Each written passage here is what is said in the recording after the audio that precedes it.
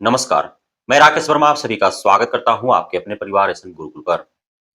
बिहार में BPSC TRE 3.0 के माध्यम से चयनित लगभग 66,000 शिक्षक अभ्यर्थियों का काउंसलिंग 21 जनवरी 2025 से लगातार चल रहा है, जो 5 फरवरी 2025 तक चलेगा।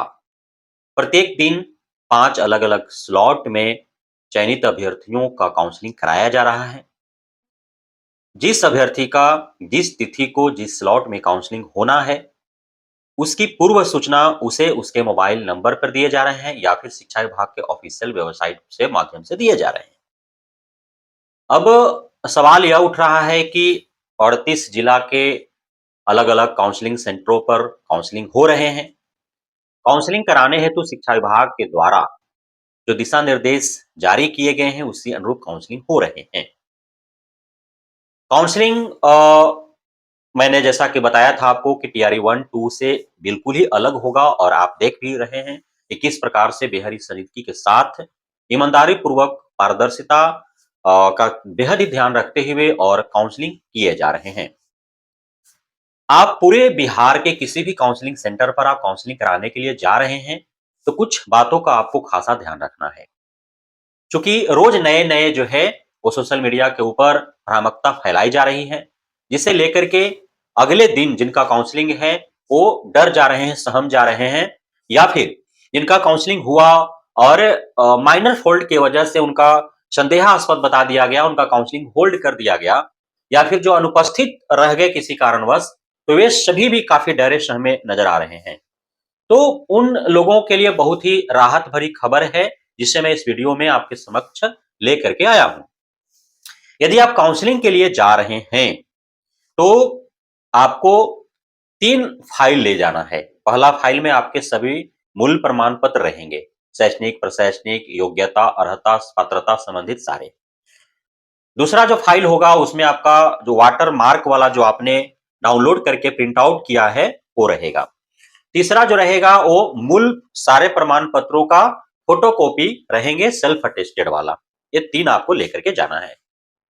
आप तीनों फाइलों पर जो है वो सारे आप अपना नाम, पिताजी का नाम, किस ग्रेड में चयन हुआ है, किस कैटेगरी में आपका चयन हुआ है, साथ ही किस विषय में आपका चयन हुआ है, आपका बीपीएससी टीआरई 3.0 का रोल नंबर क्या है, मोबाइल नंबर क्या है, ईमेल आईडी क्या है, पूरा एड्रेस जो है ये सारे चीज़ आपको फाइल पर अंकित कर देना है।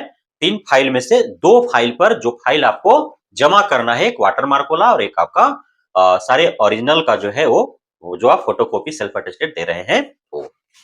वहाँ जाएँगे आप तो आपका जो टीआरई 3.0 का एडमिट कार्ड है वो सर्वप्रथम आपकी आवश्यकता पड़ेगी।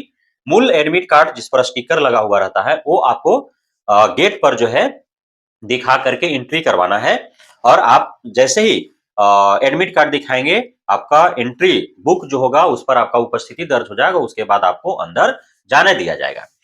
जब आप अंदर जाएँगे तो उसके बाद आपको फेस करना होगा बायोमेट्रिक कराने होंगे। उसके बाद आपका फोटो स्कैनिंग होगा और तत्पश्चात जो है आपका होगा आधार वेरिफिकेशन। उसके उपरांत जो एडमिट कार्ड है, एडमिट कार्ड के पीछे में आपका काउंटर नंबर जो है लिख करके दे दिया जाएगा। आप वहाँ जो काउंटर नंबर दिया जाएगा उस काउंटर के आस-पास ही जो है वहाँ हॉल में आपको बैठ करके और अपने क्रम का इंतज़ार करना है। फिर जैसे ही आपका क्रम आएगा, तो आपसे जो है पूछा जाएगा मोबाइल नंबर।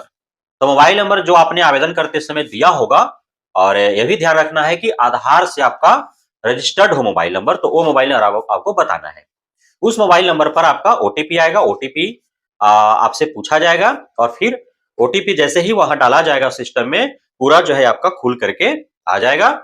उसके बाद आपसे ओरिजिनल डॉक्यूमेंट्स माँगे जाएँगे और वहाँ सिस्टम में जो आपने डॉक्यूमेंट्स अपलोड किया है और जो वाटरमार्क वाला डॉक्यूमेंट्स है, वो मूल से आपका मिलान किया जाएगा।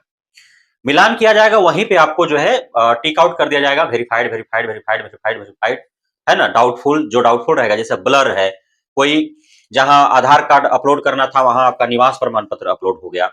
जहाँ सीटेट का अपलोड करना था वहाँ ग्रेजुएशन का अपलोड हो गया। तो उस प्रकार से जो हुए हैं भूल, तो वैसे में भी आपका डाउटफुल कर दिया जाएगा, है ना? या फिर कोई भी डॉक्यूमेंट्स ऐसा है जो काउंसलर को समझ में ही नहीं आ रहा है, तो वहाँ पे भी डाउटफुल कर दिया जाएगा। यानी कि कोई भी ह्यूमन एरर है, आपके द्वारा हो गया है वो भूलवश और उसके कारण डाउटफुल आपको कर दिया जा रहा है, तो वो बहुत बड़ा इश्यू नहीं है। तो वो हो सकता है और नहीं तो कोई दिक्कत नहीं है, सारे सही हैं, सारे जो है त्रुटि रहित हैं, सारे जो है वो एकदम से साफ-साफ दिख रहा है, जो भी आपका डॉक्यूमेंट्स है वो ब्लर नहीं है। सारे परिपूर्ण डॉक्यूमेंट्स है, कोई डॉक्यूमेंट्स में किसी प्रकार की कमी नहीं है, तो फिर वेरिफाइड हो जाएगा आपका सारा चीज़, आपका काउंसलिंग संपन्न हो जाएगा।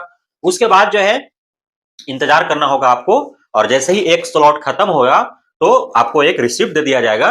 वहाँ जो भी जो है पर्यवेक्षक होंगे उनसे जो है हस्ताक्षर करवा करके और एक स्लॉट में जितने लोगों का काउंसलिंग हुआ, वो सारे को जो है वो रिसिप्ट दे दिया जाएगा। तो इस प्रकार से जो है काउंसलिंग हो रहे हैं। अब है कि जिनका डाउटफुल हो जा रहा है या फिर जो अनुपस्थित रह रहे हैं, तो उनका क्या होगा? 5 फरवरी तक एकदम बिल्कुल ही आपको निश्चिंत रहना है। सोशल मीडिया पर बहुत सारे भ्रामकता फैलाए जा रहे हैं, उससे आपको चिंतित नहीं होना है। 5 फरवरी के बाद जितना भी संदेहास्पद की स्थिति वाले अभ्यर्थी होंगे और जो अनुपस्थित रह रहे हैं, उन सभी को दोबारा से जो है वो काउंसलिंग हेतु शेड्यूल जारी करके उनको आमंत्रित किया जाएगा, मौका दिया जाएगा। आप काउंसलिंग कराएँगे आराम से, उस समय भी किसी कारणवश यदि आप काउंसलिंग नहीं करा पाएँ, तो जो जिला आपको अलॉट हुआ है, वहाँ के जिला शिक्षा पदाधिकारी के माध्यम से आपका फिजिकल जो है वो सारे डॉक्यूमेंट्स लेकर के जाएँगे और आपका काउंसलिंग होगा। तो एक बार अभी आपका मौका है, दोबारा पुनः मौका दिया जाएगा, तीसरा बार मौका दिया जाएगा, 3 बार आपको अवसर दिए जाएँगे खुद को सही और योग्य साबित करने के लिए। यदि आप नहीं कर पाए, तो फिर आप बाहर हो जाएँगे, आप शिक्षक नहीं बन पाएँगे।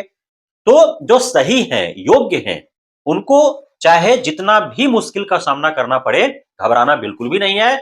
आपको छाँटा नहीं जाएगा, अंततः आप शिक्षक बनेंगे यदि सही और योग्य है तो। लेकिन जो फर्जी है, अयोग्य है, अवश्य ही उनको हटा दिया जाएगा, छाँट दिया जाएगा, तो उनको घबराने की आवश्यकता है।